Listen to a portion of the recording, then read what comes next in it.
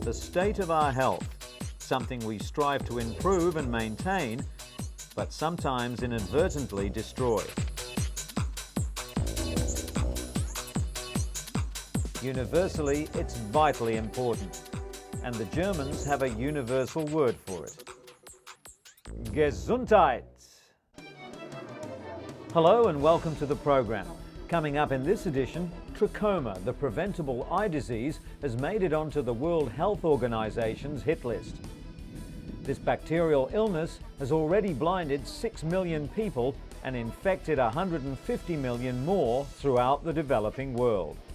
Scientists have discovered a new means of detecting when a person is lying, which could revolutionize the security industry.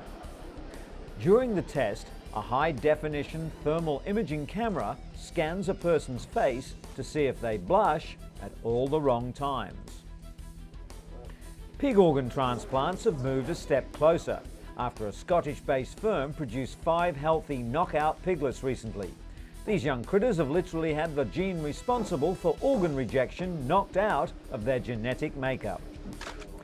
And due to improper sanitation, slum residents in Kenya often throw human waste into rivers. The flying toilet phenomenon will hopefully come to an end when enough money is raised to build hygienic facilities.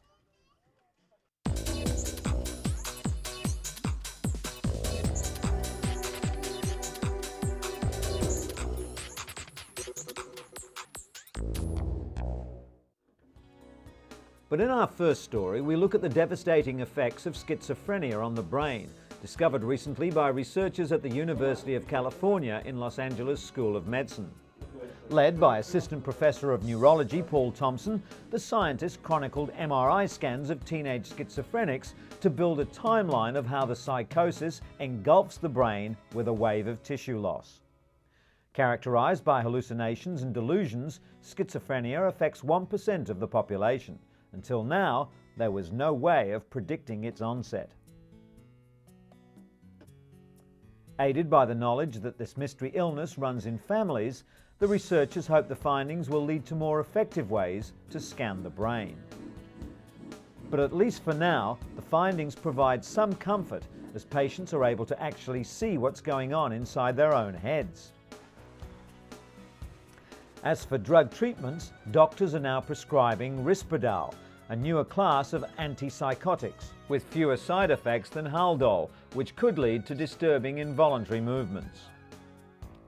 Researchers are also reporting that Risperdal is significantly more effective in preventing relapses in patients with schizophrenia than Haldol. Good news for the 1% of the world's population who suffer the illness, which also ranks amongst the top 10 causes of disability in developed countries. When it comes to depression, another serious mental condition, it seems that more and more people are visiting the medicine cabinet rather than a therapist's couch. Depression treatment rates have tripled over the last 10 years, but they're primarily medicinal. Much of the credit goes to the popular antidepressants. The first selective serotonin-enhancing medication was introduced in 1987, and now millions of people take drugs like Prozac, Paxil and Zoloft to treat a wide range of depressive illnesses. While these medications have helped destigmatize depression, they're not as long-lasting as psychotherapy, which decreases the chance of recurrence. It's estimated that up to 10% of Americans suffer from major depression in any given year, a rate set to increase worldwide.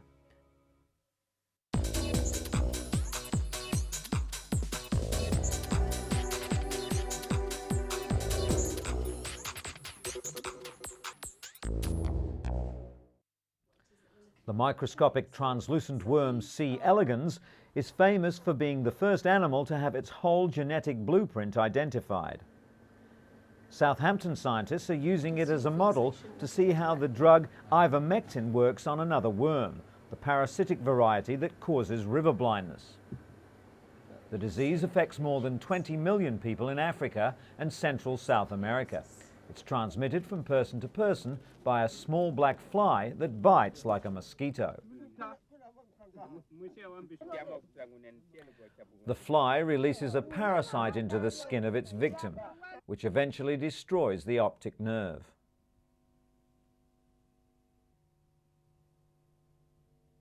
The most effective treatment is an annual dose of ivermectin. It kills the worm by binding to sites called receptors on its muscles and nerves. The worm is then paralyzed and starves to death. Widespread use of ivermectin in veterinary medicine has led to some worms becoming resistant. There are fears that the same might happen in human mass treatment programs. By building up a picture of how C. elegans works, scientists hope to increase our understanding of how to treat and eradicate one of the developing world's most debilitating diseases.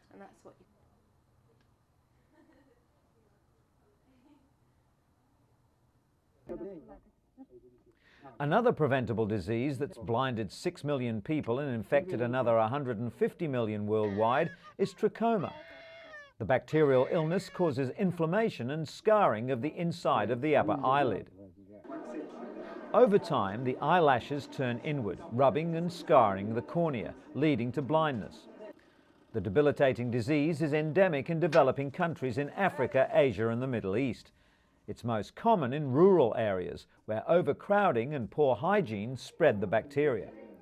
Trachoma is on the World Health Organization's hit list. In Morocco, antibiotics and improved hygiene have reduced the spread dramatically. In less than 3 years, the infection rate has dropped to below 6%. At the United Nations, FISA announced it's contributing an additional $200 million aimed at targeting blindness in 9 countries and plans to donate the one-dose drug Zithromax. The World Health Organization is working to reduce trachoma in countries like Tanzania and Vietnam, while hoping to eliminate the disease worldwide by 2020. Richard Ferrier is preparing for surgery. He has eye cancer. Very few doctors specialize in the relatively rare eye cancer. There are fewer than 2,000 cases in the US each year. Eye tumors are hard to detect, generally only noticed when vision becomes affected. The cancer is killed with radiation, not with laser beams, but by this, a metal radiated plate which sits perfectly over the tumor. A continuous dose of radiation can be given this way for about 5 days. No one knows what causes eye cancer, but they do know that older people with light skin are most at risk. Richard can't feel the radiated plate in his eye, and in 5 days' time it will be removed. According to the specialists, he has a 99% chance of not only killing the tumour, but also keeping his vision. Quicker than I thought. Yeah, and actually, And still on the subject of eyesight, virtually everyone in the Eurozone has experienced some anxiety about the recent change to the new currency. For the blind, getting to grips with the new notes and coins is a double hurdle. Several weeks before the currency change was to take effect, groups for the blind and partially sighted stepped up their information and training campaigns to try to reach the 6 million visually impaired people thought to live in the Eurozone. The ease with which the blind will adapt to the new cash depends on many factors: the extent of their sight loss, their age, the sensitivity of their fingertips, and the habits learnt from handling local notes and coins. At this training session, organised by the AVH Charity for the Blind, people were introduced to the new cash using one-sided dummy euro notes and coins provided by the European Central Bank. The coins are divided into 3 groups of similar design, with markings along the circumference edge, such as grooves, alternate smooth and serrated milling. Stars and letters also help with recognition using a process of elimination. The European Central Bank and various national blind organisations have also designed euro testers, plastic euro aids with braille. To identify notes, the euro tester must be bent in half. The note is then inserted and the section of note now sandwiched between plastic is bent back over. The height to which it comes against the plastic corresponds to its worth in Braille.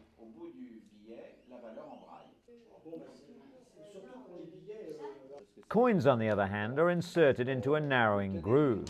Their corresponding value is marked in Braille at the point where they come to a stop. The notes are all different colours. They use large print for the denomination, and the position of the metal foil also differs. The European Blind Union also advises the use of wallets with several sections for notes and coins as an invaluable tool for blind people. This should reduce the initial confusion until people have had a chance to get used to the new currency.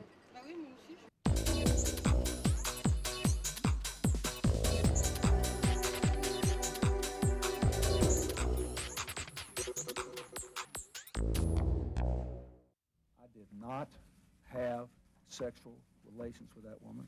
Lies. Miss Lewinsky. Sometimes they can take months of investigation and millions of dollars to uncover. But cutting-edge technology from the Mayo Clinic may finally take the mystery out of deceit. According to doctors, when someone lies, there's a sudden warming around the eyes. The new device detects these altered heat patterns using high-definition thermal imaging equipment, which picks up on the subtle metabolic changes that can occur instantaneously.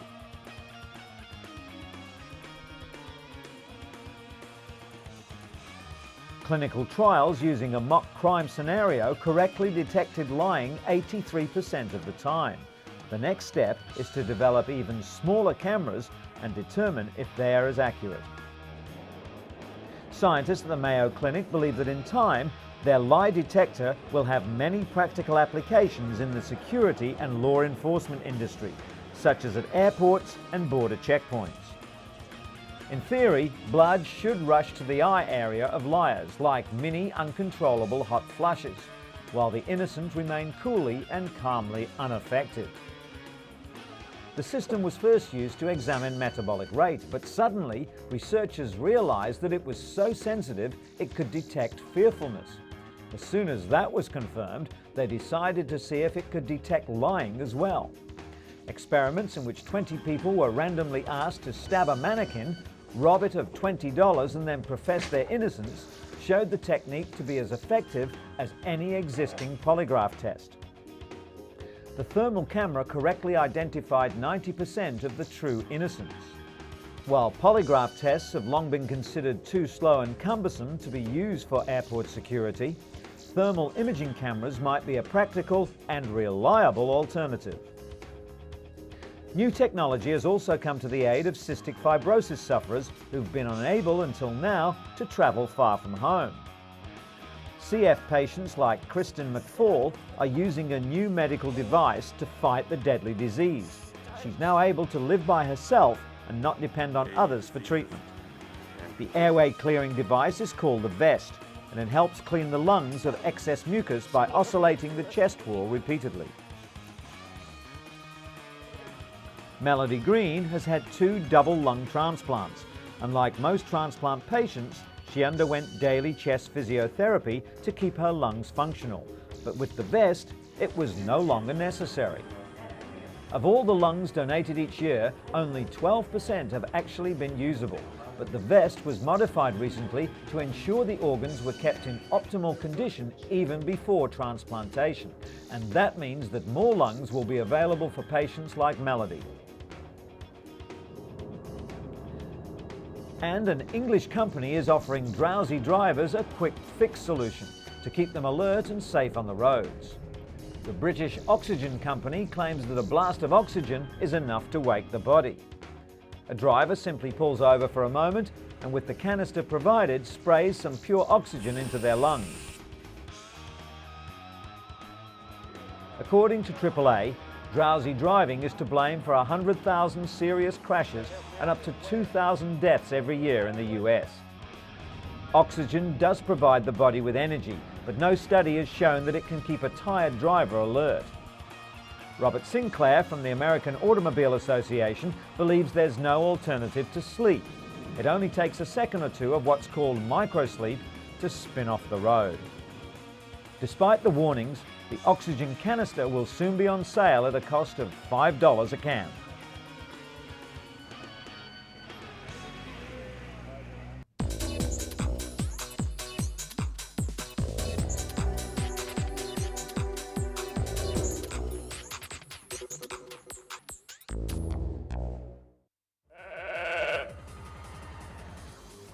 Five and a half years after becoming the world's first cloned sheep, researchers report that Dolly has developed arthritis, raising fears that the cloning process may have given her a genetic defect. According to Professor Ian Wilmot of Scotland's Roslin Institute, Dolly developed arthritis in her left hind leg at an unusually young age. In 1996, Dolly was cloned from a cell taken from an adult animal.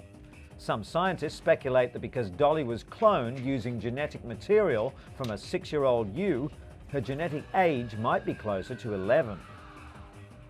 Many animal rights advocates condemn cloning. They believe it's dangerous and unethical, regardless of the methodology. Since Dolly's debut, researchers around the world have cloned several other animals, including cows, and within 2 years hope to produce the world's first allergen-free cats. PPL, the company responsible for creating Dolly, has enjoyed continued success as well. Their cloned piglets represent a major step towards producing animal organs and cells for use in human transplants. The so-called knockout pigs have their alpha-1,3-galactosyl-transferase gene inactivated. The gene normally leads the human immune system to reject pig organs within minutes. This vital step should enable animal organs and cells to be transplanted into humans without being rejected by the recipients. Cloning of the animals took place in the lab, following which the fertilized eggs were put back inside the mother pig, who gave birth to 5 healthy piglets. According to the Scottish-based firm, pigs are the preferred species for xenotransplantation, the transfer of cells or organs from one species to another on both scientific and ethical grounds. The world's first knockout pigs have been confirmed through DNA tests to have one of their 2 copies of the gene inactivated. The potential benefit they offer is immeasurable, as countless patients who would have died while waiting for human organs to become available can now be saved. In related news, US President George W. Bush reiterated that human life should not be destroyed for the purpose of embryonic stem cell research, after hearing that scientists in Massachusetts created the first cloned human embryos. The groundbreaking experiment proves that a single cell taken from a human adult can be coaxed into a healthy young embryo. However, the medical advance raises ethical concerns because it requires the creation of human embryos solely for the purpose of destroying them. Researchers at Advanced Cell Technology also cloned several healthy cows, using the same cloning process to create the 6-celled embryos. The scientists say their intention is not to create cloned human beings, but to develop immune-compatible cells to treat degenerative diseases. Although in August, President Bush announced he would allow limited funding for several already existing stem cell lines, some members of Congress warned they will work to prevent further research studies in the US altogether.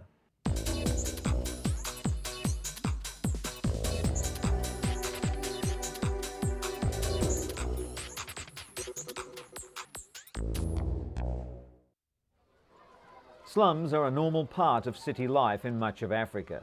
In Kenya's capital, Nairobi, some 3 million people, nearly 60% of the city, live in the slums. The biggest slum, Kibera, is one of the largest in sub-Saharan Africa, with an estimated population of 700,000. Lack of drainage or any proper sewer system creates numerous sanitation problems. Almost all toilets are pit latrines, not much more than a hole in the ground, used by as many as 10,000 people. While the women do their best to keep the outhouses clean, the waste ends up in the gaping sewers, leaving disease to stalk the local population. Filthy sewer water is then pumped directly into nearby streams, spreading disease to other communities along the river.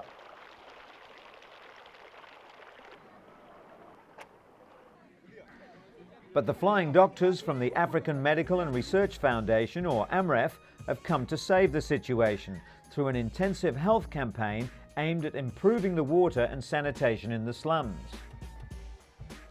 A marathon race organised by AMREF, which attracted nearly 200 runners, many armed with toilet brushes, was run through the city streets in the Kenyan capital in aid of collecting money to build good, clean toilets for the slum dwellers. $100,000 was the target that the organisers were aiming for in order to build over 300 toilets. Currently, there's one toilet for every 10,000 people, so the additional facilities will come as quite a relief. And although he didn't enter the unusual race, Kenyan marathon runner Paul Tergat and his family were on hand to support this worthy cause. One practice that AMREF hopes to stamp out is an unpleasant phenomenon known as the flying toilets. With so few loos available in these parts, locals have been known to tie up their waste in plastic bags and then hurl the bags as far away as they can.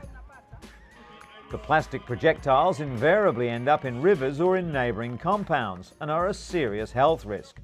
Being hit by a flying toilet isn't much fun either.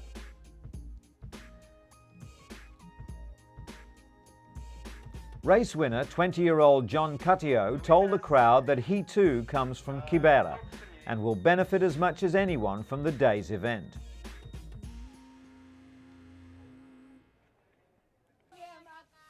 As the campaign to eradicate flying toilets in the slums continues, it's hoped that the slum dwellers will soon be able to do away with the practice completely and enjoy better health and sanitation for themselves and their families. And while we're on the subject, some 200 delegates from Asia, Europe and North America took their seats recently at the World Toilet Summit in Singapore. It's something people use every day, but organisers hope to bring the taboo topic out of the water closet by swapping ideas on design, public education and sanitation. Wash your hands and always flush was the message from a mime troupe that kicked off the event with a graphic but silent demonstration of the good, the bad and the ugly in the bathroom.